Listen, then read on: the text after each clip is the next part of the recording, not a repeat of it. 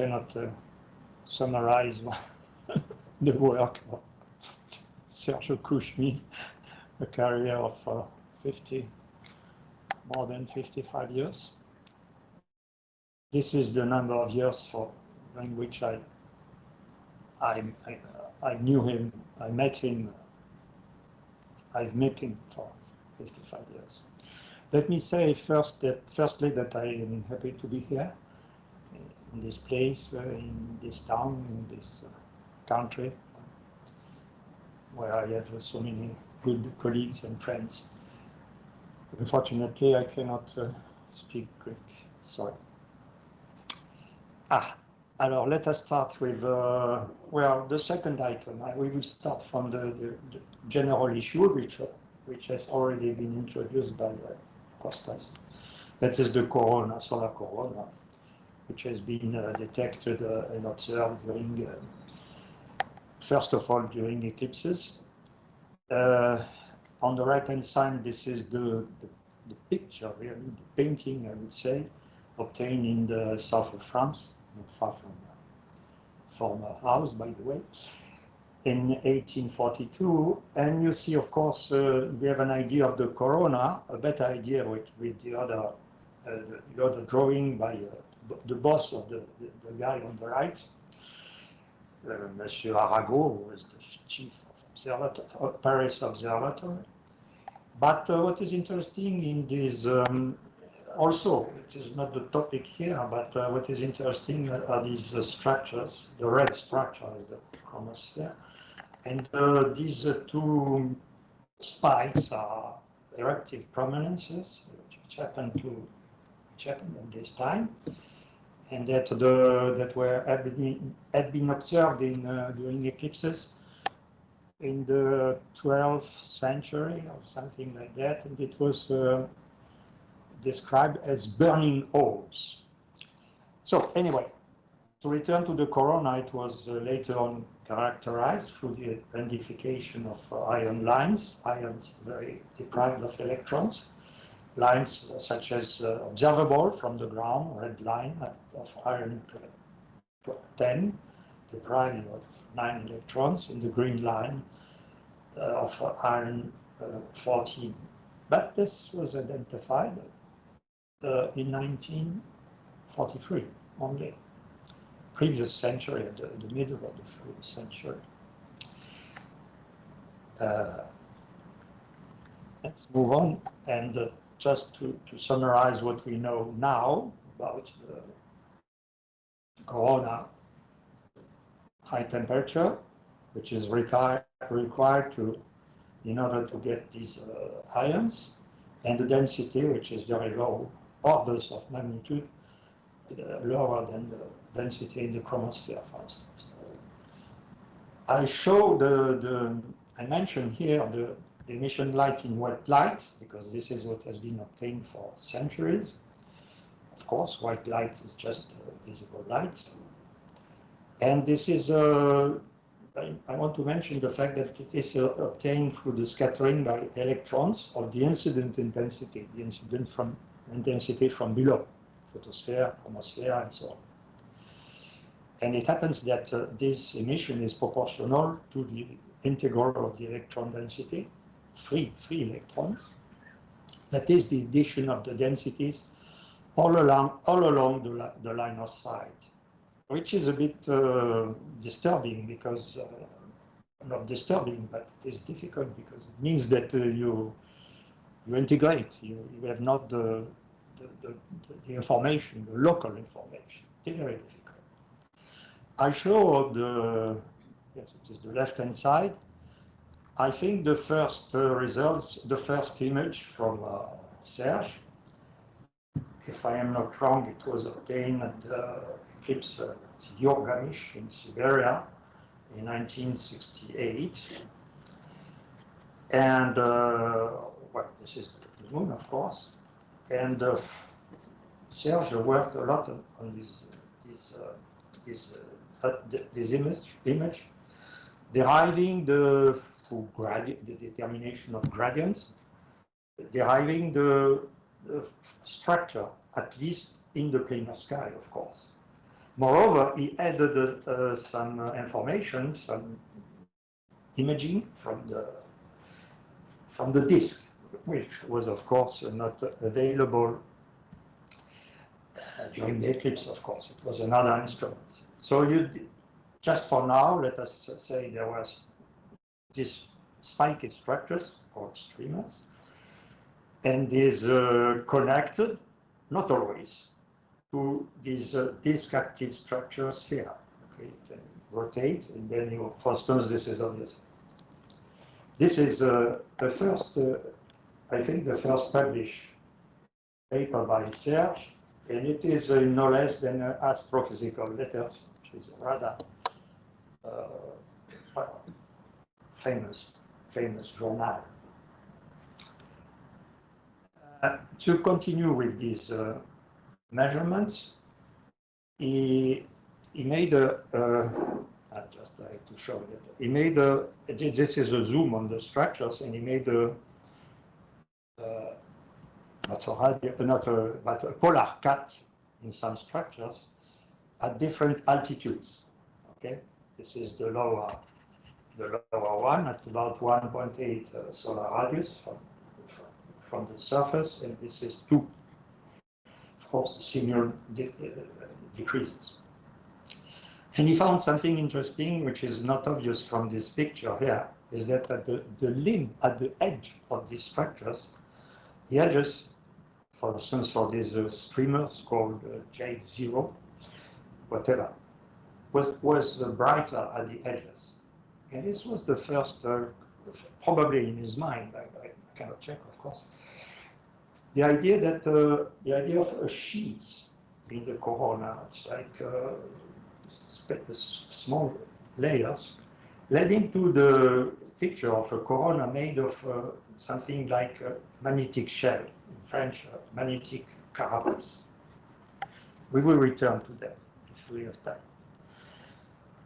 I return now temporarily for just a minute to the idea of spectroscopy that was shown actually by Costas. This is, he worked a lot on spectroscopy because there was always, when these Serge and others were preparing eclipse missions, what shall we do? Imaging or spectroscopy? And of course, it's a bit difficult to do both because you have only a couple of minutes to, or you may have 2 instruments, of course. So on the left-hand side, this is a spectra, you see, a spectra across the limb, in the corona, and we have again,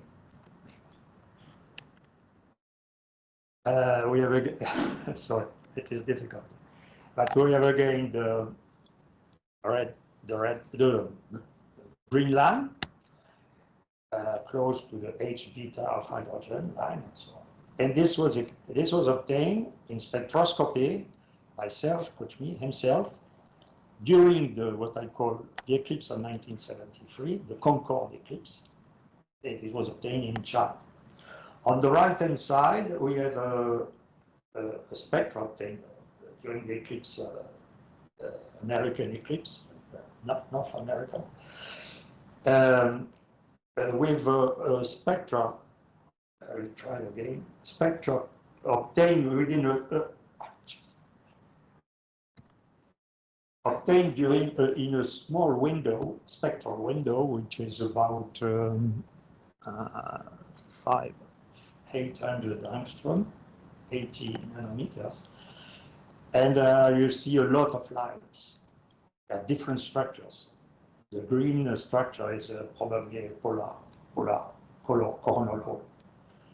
And what is interesting is that in this paper they identified the new lines of argon 10, iron 11, and so on. Now, if you allow me to return to this, what I call the Concorde eclipse, just for a few moments.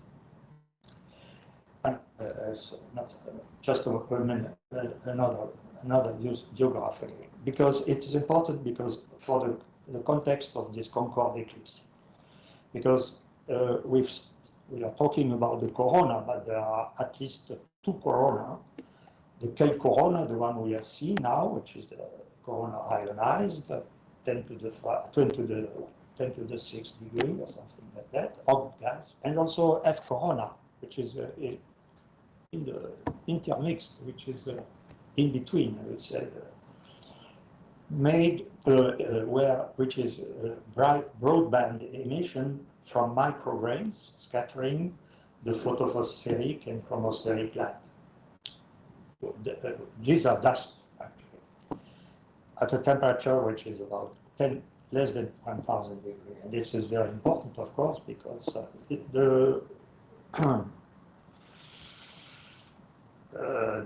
this image here is an infrared image of this dust. This is important for the formation of planets, including exoplanets. I wanted to show this on the left-hand side, this result, because it shows the incredible difficulty of observing the corona. On the y-axis, you have on the top 1 million. This is the intensity in white light. 1 millionth of the disk intensity, 1 millionth, and then 1/10 millionth, and so on, the lower part. And so that means that it is very faint, and it is very faint on the on the edges of a very bright spectrum. In black, we have the K corona we were talking about, and in red, well, what is mentioned here in red is the F corona, which was also observed during the eclipse, the Concorde eclipse, what we call the Concorde. This figure was taken from a chapter from a book written by Lena and Koutchmy, chapter 8 and 9, and this is the book. It's in French, I'm sorry, but we will see. Okay, taken from this book. This left-hand side graph is great, really. So we move to this eclipse. This was in 1973, and Pierre Lénat had the idea that it would be interesting to extend the duration of the eclipse. How to do that was to, at this time, to use a supersonic plane called Concorde, which had been built by French and UK, France and UK, and to do that with not for tourism but for science. Just to show, we return to that again. It happens that the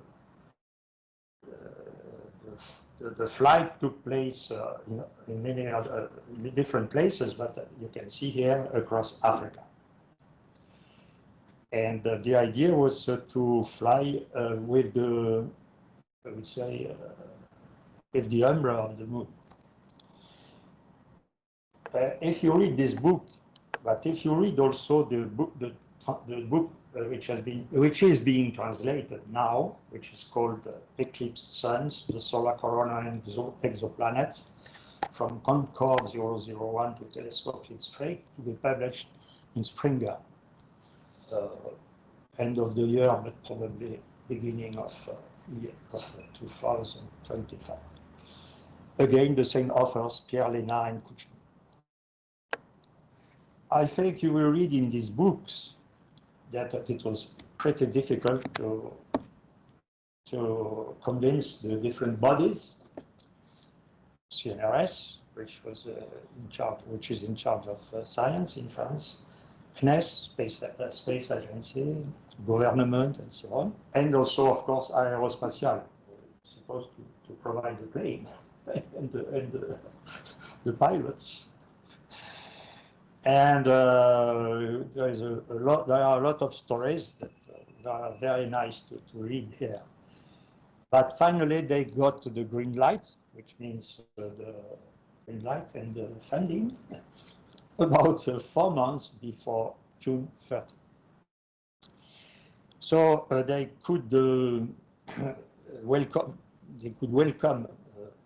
various instruments, observing the chromosphere by Beckman, a British guy, the K Corona by Liebenberg from Los Alamos, and Serge, of course. And then Pierre Lénard himself was in charge of an experiment on the F Corona. But the Concorde is not ideally suited for astronomical observations, serious ones. This one, yeah. So you had to have some windows, of course. And since the sun was at the zenith, these windows had to be open at the top of the plane. And this is what they did. There were 4 windows at the top of the plane in the ceiling, red arrows. I cannot show them because otherwise I will go to some. You see the arrows. And another one looking on the left, well, on the horizontal direction. This horizontal instrument was designed to observe the stratosphere, and it was led by a famous French spectroscopist, Monsieur Girard, grid spectroscopy. And he obtained very nice results about nitrogen, NO2, which is important for pollution at this time at least. And the other guys, the other ones could not, they had to have optical windows. That is good, plain, perfectly plain windows with no disturbance here, whatever. And this is what they got, which is amazing. This is the instrument, not led, but designed, built in, did I say, 4 months, 5 months, in Institut d'Astrophysique de Paris by Serge, by Koutchmy. Koutchmy was on the ground, and this is operated by, you have an idea of the size of the instrument. This is operated by an engineer, Monsieur Bigot. Let me return for a few minutes on the path here. They started perhaps about the airplane. It was supersonic. It could reach, and it reached more than 2,200 kilometers per hour. They started from Canary Island. They joined the Umbra at the time of the second contact. They followed that during, they followed the Umbra during 74 minutes, or maybe a little bit less. And then they stopped, they get rid of, they stopped the observations, and they landed in Chad at Fort Bangui, whatever. So this, and it's here again in the book, you will find very exciting information about the way it was performed at a time when nothing was computerized, you see, and including the work of the pilot, who was a fantastic guy. So, one can also read his memories, which are very instructive, in terms of a guy who was interested in science also, although he was an engineer. So here we are. The result. On the left-hand side, you have, of course, there was no CCD at this time, so this was on film, and this is a sequence of pictures taken every 20 seconds. There are more than that, but every 20 seconds with an exposure time of 1/60, 1/60. So it went well. I will not. They were able to follow the temporal variation, things like that. But they have a small problem that I want to. It is interesting to note that they were very honest. When you do, you perform a zoom on some structure. Oh la la! Oh Jesus! Okay, they showed. Of course, you see a jet, things like that. Of course. Solar structures, but also you see also some blurring, and this blurring came from the fact that there is during the flight there is a layer, very hot layer between the fuselage, between the aluminum, the metal, and the atmosphere, which is only a few centimeters, and it disturbs the oscillation. Okay, I think I finished. Yes, that is another story, but the engineer also, when he was free, not so much, but he took pictures of at least at the end of the picture of, you see the wing of the plane below, you see on the left-hand side the umbra of the moon, and so on. The atmospheric layer, but also some structure. And it is, I think, and the media, the French media, papers, very much and so on, they decided that it was an unidentified flying object. Okay, so of course, there was no proof on the one hand, and the other one is that so the Institut d'Astrophysique de Paris, IAP, was a bit, it was under the pressure of CNRS and also the French Academy, and because this was not very scientific. Moreover, the director of IAP was Jean-Claude, who was already an academician. And so Serge entered the game, and he proved that it was a meteorite from Beta Tauridis entering the Earth atmosphere. He proved from many reasons.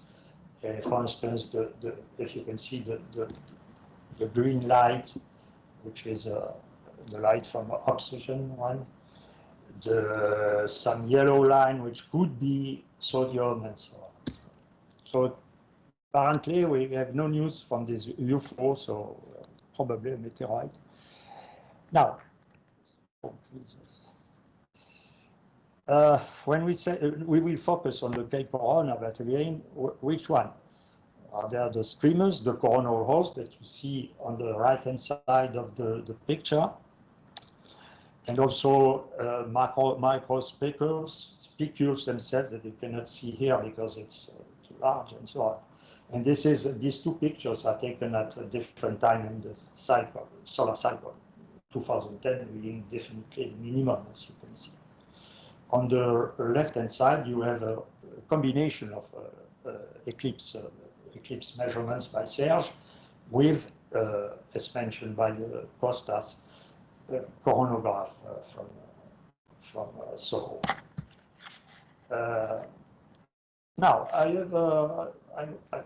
I'm a bit like Serge. I like provocative ideas, and one of these ideas was that with the advent of EUV imagers and so on, people who were seeing coronal loops everywhere, and even said that the coronal loops, whether visible or not, were what they call building blocks of the corona.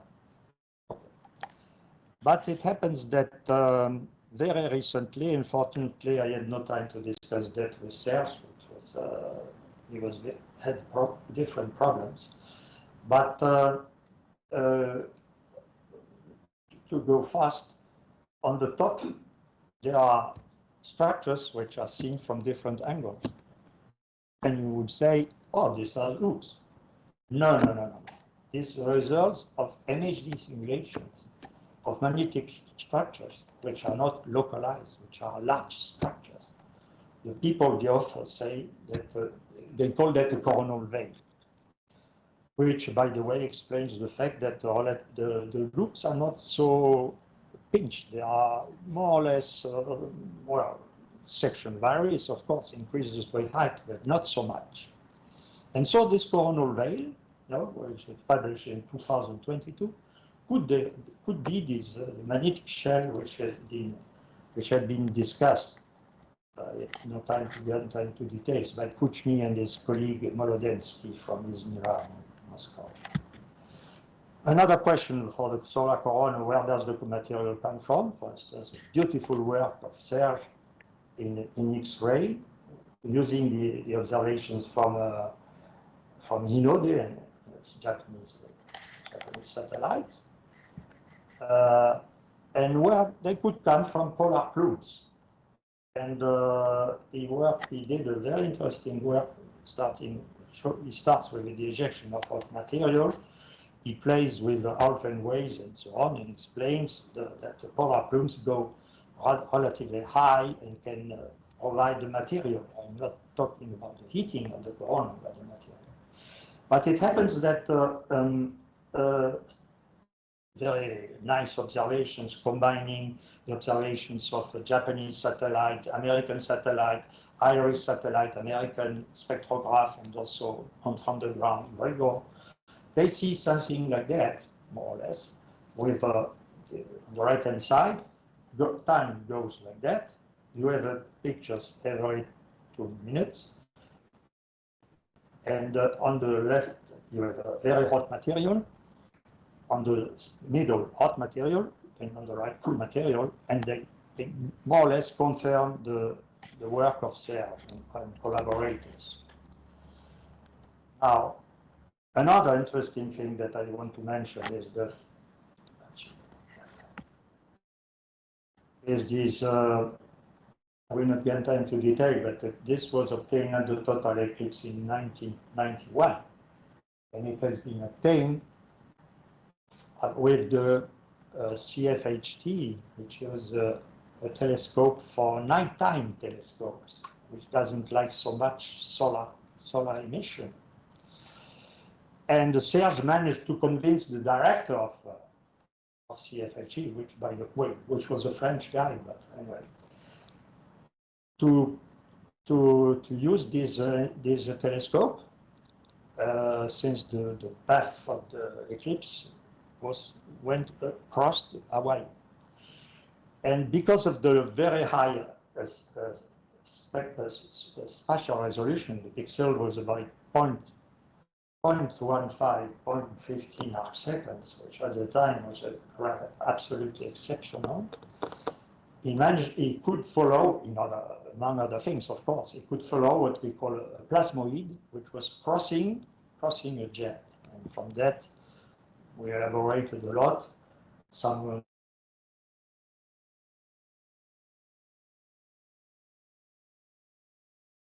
eating small scale and so on. This led to the thesis of two important people, Delaney and Andrei Zhukov, who is now, I think, still the PI of the Proba 3 mission, if I remember correctly. 5 minutes?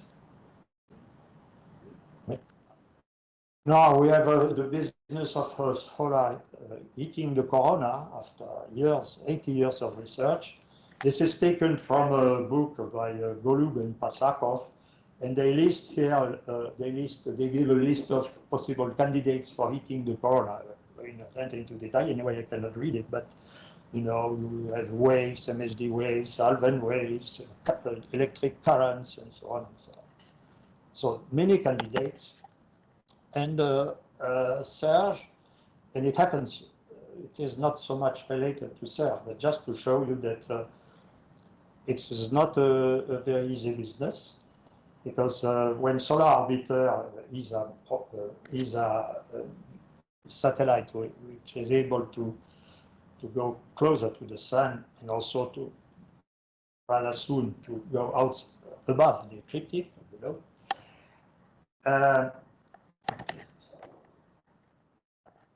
They discovered in these different UV lines, they discovered that the PI of the instrument called HRI-EUI discovered what they call fire camps, events, small events, very, very small, and they claimed that they could heat the corona because they could reach more than 10 to the 6th degree.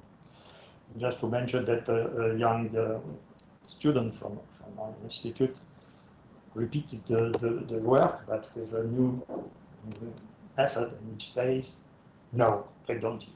So this shows that it's difficult to have a final conclusion. CMEs, well, that's, I have no time to go to that.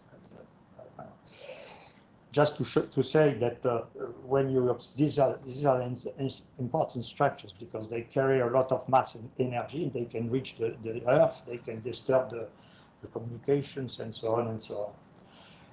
And the point is that you, for instance, for those that you can observe at the limb, they do not reach necessarily the Earth. You have no information, no magnetograms, nothing. And Serge would find a clever method. It is analyzing the active region at the source of that. This is on the left-hand side, yes, and then comparing with the coronal observations themselves. And he could show that the mass, initial mass, the CME had perhaps a mass which was larger than the mass of the initial, and so with the idea that perhaps the CME could swallow the corona, the mass in the corona. Also, an exceptional observer, and he used coronography, as you see. He used the biggest coronagraph at this time in Kislovodsk. He was a user, very frequent user in Sacramento Peak in the United States. There he proposed super polished mirrors. He saw work a lot with amateurs at Pic du Midi.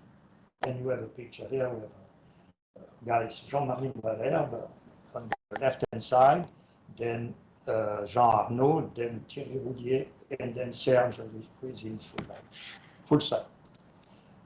Well, it doesn't go.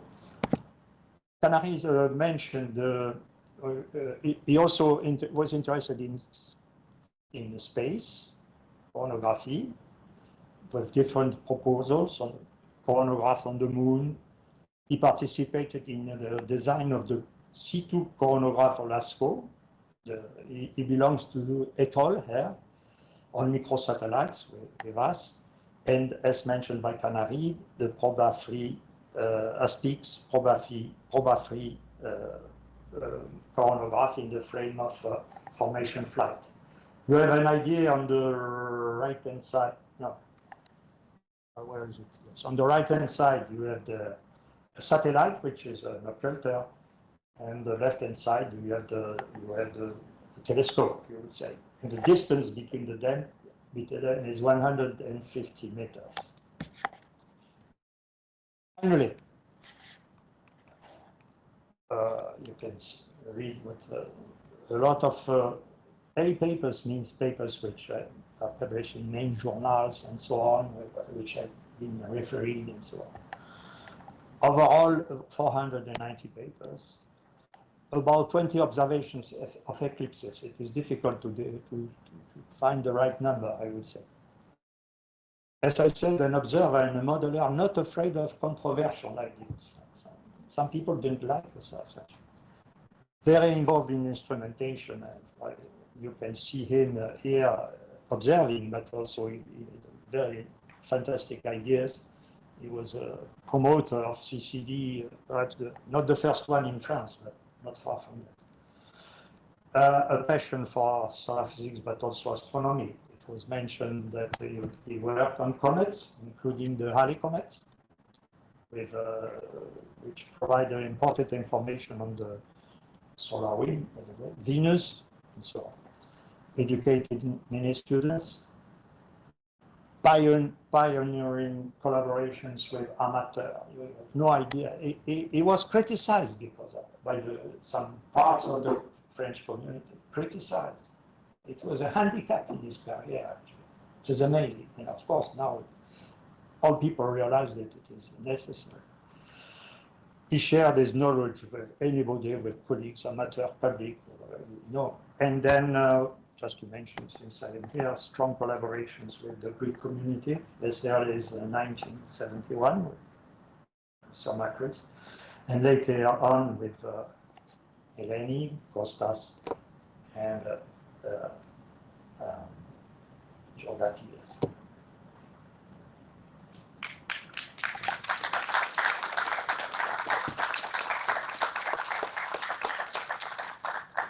Thank you very much. Any questions? Look, I am late. specialists, analysts? No. Okay, so we go on. Thank you very much.